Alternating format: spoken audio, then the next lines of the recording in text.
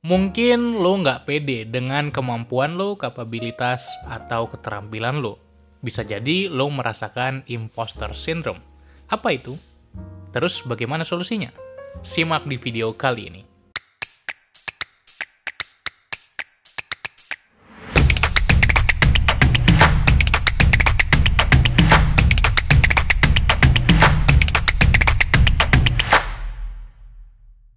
Hai, balik lagi bareng gua Umar Al-Faruqi di channel Pembelajar Produktif yang membahas tentang produktivitas dan pengembangan diri.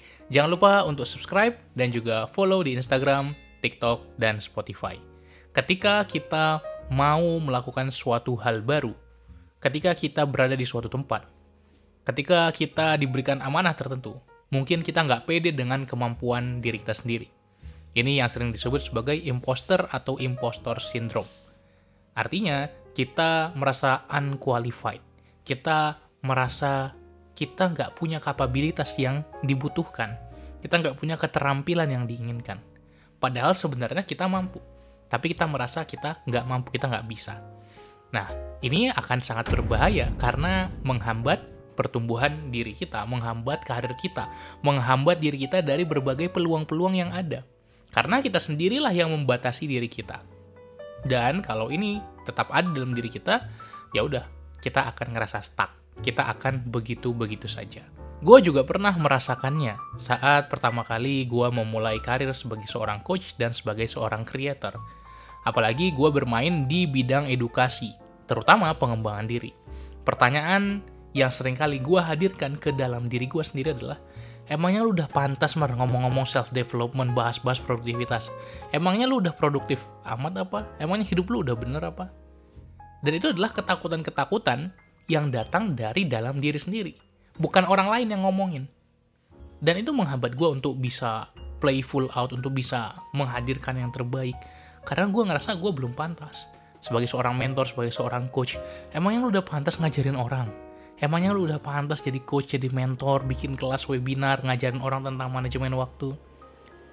Walaupun sebetulnya memang gue punya skillnya, tapi gue ngerasa skill gue itu masih belum baik, masih belum cukup. Dan itu menghambat pertumbuhan diri gue. Maka, apa yang bisa kita lakukan untuk menghilangkan imposter syndrome ini? Ada 3 yang akan gue share, dan 3-tiganya udah gue coba lakukan sendiri. Semoga bisa bermanfaat buat lo. Yang pertama adalah tingkatkan self-confidence atau kepercayaan diri. Self-confidence ini penting banget untuk berbagai hal dalam karir dan hidup kita. Percaya diri ini berpengaruh ke banyak hal yang lain. Ketika orang melihat orang yang pede, orang melihat diri kita pede, orang akan tertarik, kayak ada magnetnya gitu. Dan kalau kita emang pede dengan apa yang kita buat, mau itu bagus atau jelek pun, respon pertamanya udah baik. Tapi kalau kita malu-malu, kita sungkan-sungkan, kita nggak pede dengan yang kita miliki, ya udah, orang juga nggak akan melirik kita sama sekali. Jadi paksain diri untuk percaya diri. Terkadang memang awal-awal perlu dipaksa, tapi kalau sudah terbiasa, udah lebih enak untuk pede dengan apa yang mau kita sampaikan, apa yang mau kita berikan, apa yang mau kita kontribusikan. Oke, yang pertama meningkatkan rasa percaya diri. Yang kedua adalah aware dengan apa yang kita punya. Sadari keterampilan kita, sadari kemampuan kita, sadari kapabilitas kita. Seringkali kita punya skillnya, tapi kita ngerasa kita nggak cukup baik, nggak cukup jago. Salah satu caranya, bertanyalah ke teman kita, ke orang-orang yang kita percayai, ke kerabat kita, ke mentor kita. Tanya ke mereka, menurut kamu skill aku seperti apa sekarang terkait satu keterampilan spesifik ini? Dan kalau memang teman kita bilang kita bagus, ya udah, sebagai satu input, minta input dari teman yang lain. Dan kalau kita sudah bertanya ke beberapa orang, mengatakan kita jago di suatu bidang, berarti kita emang jago, kita punya value di sana, kita punya nilai di sana. Jadi kita harus aware dengan value yang bisa kita hadirkan apa. Tentu kita nggak bisa melakukan semuanya, tapi ada, pasti ada, 1, 2, beberapa bidang spesifik yang kita emang jago di situ. Yang kita emang kuasai. Bukan yang terbaik, tapi kita sedikit lebih dari orang-orang. Lebih dari rata-rata. Dan kita perlu tingkatkan terus, memang benar. Tapi kita perlu menyadari itu. Ketika kita semakin sadar dengan apa yang kita miliki, itu juga akan meningkatkan self-awareness kita. Dan akhirnya akan memudahkan kita untuk upgrade diri juga. Gue udah banyak sekali bahas tentang self-awareness di video yang ini, silahkan dicek. Yang ketiga adalah kenal dengan potensi diri. Tahu bakat natural kita apa. Sebagai contoh, bakat natural gue setelah dicek ya lewat talent mapping adalah mengajar, adalah sebagai edukator. Dan emang gue seneng ngelakuinnya, dan combine lah tuh. Gue seneng ngelakuinnya, dan gue memang punya bakat dan potensi di sana, bergabung, ya udah. Akhirnya gue mencapai impian-impian gue dalam karir gue sendiri. Ya akhirnya gue bisa bekerja dengan happy, belum menjadi orang yang sangat sukses, tapi udah banyak kesuksesan kecil, milestone yang gue capai, karena kenal dengan potensi diri.